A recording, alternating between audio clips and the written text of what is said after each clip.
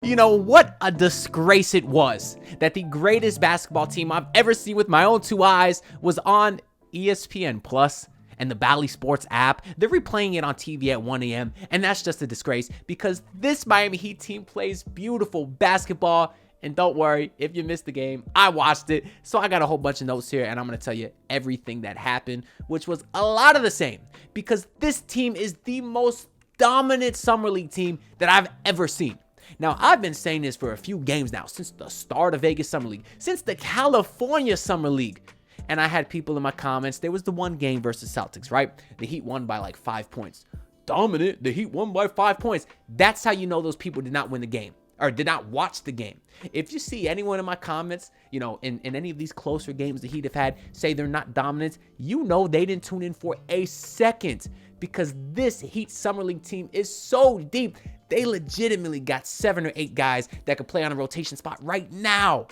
They won by 30 against the Dallas Mavericks after that Celtics game. They won by 30 plus today, was up by 40 in the first half. This is a real graphic, 56-16. Yes, that was a real first half score. And he did that without Keyshawn Johnson. You know, y'all know I've been high on Keyshawn Johnson. Are the Heat Summer League team better without Keyshawn Johnson? No, I'm kidding. That's all Heat fans. We do that in the regular season whenever Jimmy gets hurt and the Heat win. We all ask that dumb question. No, I do miss Keyshawn. I hope he's doing okay. Cole Swider got to start today and balled out, but we'll get into the stats a little bit later. I think Keyshawn will be okay, though, at least in the post game and in the last game when he got hurt. He sprained his ankle. He was on the bench still, you know, kind of jumping around, celebrating with his teammates. So I do think Keyshawn will be okay, and that's important because, I mean, I joke about how dominant this Summer League team is. Keyshawn Johnson will play on the real NBA team. I actually do believe that. I think he'll be a pretty big contributor, and Barry Jackson did the math also. Although the Heat can't sign Keyshawn right now without going over the second apron, they can sign him to a full contract when his two-way days run out. Because essentially, as a two-way player, you can only play a certain number of games. His limit runs out in January. And then by that time, they are able to sign him because his prorated contract is under the second apron. Anyways, that's enough contract talk. Let's keep going through the notes here. So I love the love that the Heat were getting throughout this game. ESPN usually has such a... they're so bad when talking about the Heat because they don't watch the Heat. But, you know, that's their main broadcasters that they got over there today. I don't even remember who was doing the game, but they were showing a lot of love to Eric Spoelstra, Pat Riley, and you love to see it. I'm throwing the word love around a lot because that is what I feel for this Heat team. And let me just say now, if you're going to be one of the haters or trolls in the comments saying, oh, enjoy this Summer League team because that's all you got. Well, you're damn right. It's very likely that us running it back is not going to be pretty. You know, it's very likely we'll be an 8 seed again, but I'm not worried about that right now. We'll see what happens in the regular season and I'll react then. Right now, I'm talking about the greatest basketball team I've ever witnessed with my own two eyes. And yes, I'm exaggerating, but that's because I want to enjoy it while it lasts because this is a good thing going on right now. This is really a special thing, and just enjoy it while it lasts, Heat fans. I'm a little cautious with how the regular season is going to go. But even in the fourth quarter, they were comparing Kel'el Ware to Alex Sarr. That man, Alex Sarr, shot 0 of 15 2 games ago, changed his number, then shot 1 for 6. Y'all ever seen a player have a game so bad he changed his number in between games and he was still bad?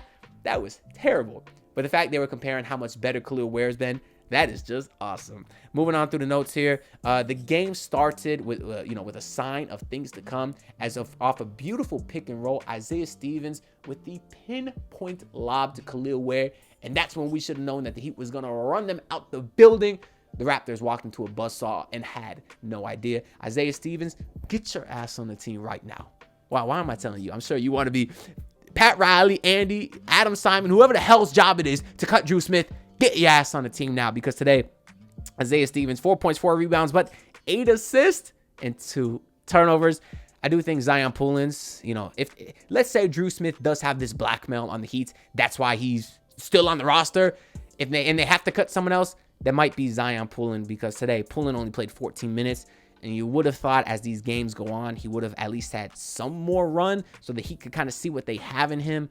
But they do seem to be kind of straying away from Zion Pullin. So don't be shocked if we see Zion Pullin get that spot taken away. Because one way or another, Isaiah Stevens has to be on this roster on a standard deal, not an Exhibit 10. He has to be on a two-way at the minimum. or we riot as Heat fans. I think I speak for all Heat fans there. But beautiful pick and lob to start the game to Kel'el Ware. A couple plays later, Kel'el Ware, beautiful defensive possession, guarding at the top of the key, showing active hands, showing heart, showing energy, discounting that concern that people had that he didn't care about basketball. Had a great steal, started the break with a couple of dribbles. You love seeing that versatility from your big man.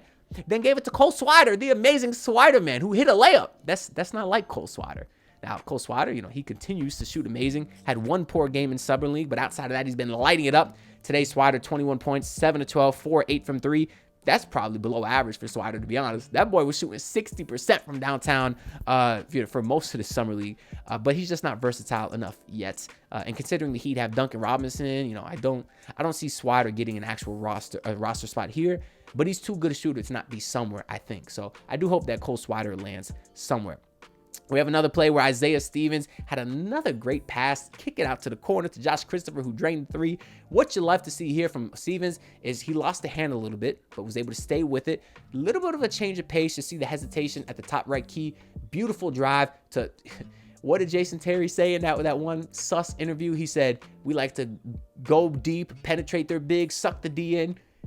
Pause, but Jason Terry said it. Y'all know the famous interview, and if you don't, just Google Jason Terry interview. But that's what Isaiah Stevens did. Drew the defense in, kicked it out beautifully. That is such a difficult pass to make because the timing was executed to perfection. As soon as he saw like 3 defenders come his way, he put it right on the money, and Christopher was able to knock it down. It's nice having a guard that could get to the rim, because before Terry Rozier, the Heat really had no one that could get to the rim. Obviously, Jimmy would bully his way there. Bam kind of hung out in the mid-range a little bit. Tyler would get blocked a lot when he would go to the rim. So they had Terry Rozier to provide some, dribble penetration that Larry did not, because Larry was getting older. And if they do have Isaiah Stevens, that's another guy can do that. And great things happen when you get dribble penetration. I love seeing this Heat team get so excited for each other. Up 20 in the first half, forced to travel on the other team. They, the whole team up celebrating. We've really been seeing them enjoy each other's success. That's, of course, an old Spoism, and that's the sign for a good team. Obviously, it's irrelevant if the Summer League team is enjoying each other's success. We kind of want to see that from the main squad, and that's a concern I have because it's starting to look like these guys are starting to get a little bit tired of each other, from being together for the same build for so long. I just hope, I think the Heat can do good things. I think they have a talented enough roster, but I want to see them enjoy each other's success. I do have some skepticism on how well Hero and Jimmy get along and some of the rest of the guys. It just seems like there might be not hostility, but you can see a shift. They almost look tired of each other at some points, especially as they got deeper into the season last year. But we'll see what happens when the time comes. But as far as this Summer League team, they love each other. And that's cool because these are guys that are fighting for their jobs, fighting for their lives. So the fact they can be happy for other guys balling out, that's so cool to see from these young kids. But they were up 40 in the first half after being up like 32-7 in the third. Obviously, incredible defense there. And then what else we got here? Kel'el Ware had a poster, caught it at like the top of the key, and then used his shoulder to drive into the guy and go up immediately. When's the last time the Heat had a guy that could do that? I'll give you Bam for sure, but it's so nice having a guy that could just occupy space. I think Kel'el Ware had another great block in the first half, and he just occupies space. He's active in the middle. He rotates well. I'm a broken record here. We're saying this all the time, but when's the last time the Heat have had someone just be a true physical or a big physical dominating presence inside? It's so refreshing to see, and especially since Kel'el Ware is doing that on both sides of the ball. That's beautiful. We'll wrap it up, as far as the game before we look into the box score a little bit. The Heat finished with a 20.8 point differential. They finished, obviously, with the best record in Summer League. They will play in a semifinal game on Sunday. ESPN, finally, they get some, they get the respect they deserve. And it'll be at either 2 or 4 p.m. I think that depends on the game that's going on right now. And since it says semifinal, I guess there's 2 more games left. If they win that, they go to the finals. So we'll see what happens. But this time of year, the more basketball, the better. So I'm not going to complain. Shout out to Kel'el Larson. Only 17 minutes today. Got off to a pretty nice start, though. Finally, an efficient night for him. 4-7. Had a couple of and ones. 12 points, 4 assists. So he continues to show some of the versatility that we've been loving all postseason. I know he hasn't jumped off the page at you, but I think the versatility is enough to maybe get some run with the regular team. He is on an actual contract, so it's not like they could lose his 2-way spot or nothing. They could. I'd like to give it to Keyshawn Johnson, but it's too late for that. I talked about Swider. Kel'el Ware did finish with 17 and 10 today, 5 of 10. So his third straight double-double after hearing all the concerns about, oh, he can't rebound, he's soft inside. How's 3 straight double-doubles, or excuse me, double-doubles for your ass? Could have had a triple-double with stocks, blocks, and steals, because he had 4 steals today, y'all. 4 steals on the block. Obviously a beast on the defensive end. Christopher had a poor game last game, followed it up with a great 6 and 9 shooting performance today, 17 points. Same thing with Josh Christopher, as I said about Swider. Great player. I don't think the Heat needed another guard that could score, but Christopher is certainly good enough to be on a roster somewhere, so I hope he does find his spots. You know, maybe if the Heat could swing a trade and, you know, get off Tyler Hero's money and kind of shed that salary, and, you know, I think Christopher's a guy that could play that role nice. He's a good two-way player. I really like Josh, man. I've been really impressed, and he's been a guy that I was keeping my eye out for coming into this summer league because he had a lot of experience, you know, high draft pick, but I wasn't hopeful because we said the same thing last year about RJ Hampton. That didn't work out, but Christopher's worked out almost as good as you could have hoped. So I hope he finds a spot somewhere, if not for the Miami Heat. Talked about Isaiah Stevens, the boy Washington, backup center for the Heat, had some pretty nice plays himself. 6 and 5 for him. Y'all know I love Caleb Daniels. He finished with 9 and 7 today. Super athletic for a smaller guard. And then Alondas Williams, a guy that I posted a breakdown of earlier today. Make sure y'all check that out if you want if you want to learn a little bit about his history, where he came from, because he's a guy that should also be in a spot somewhere, because he is a very versatile guard, improved 3-point shooter, insane handle.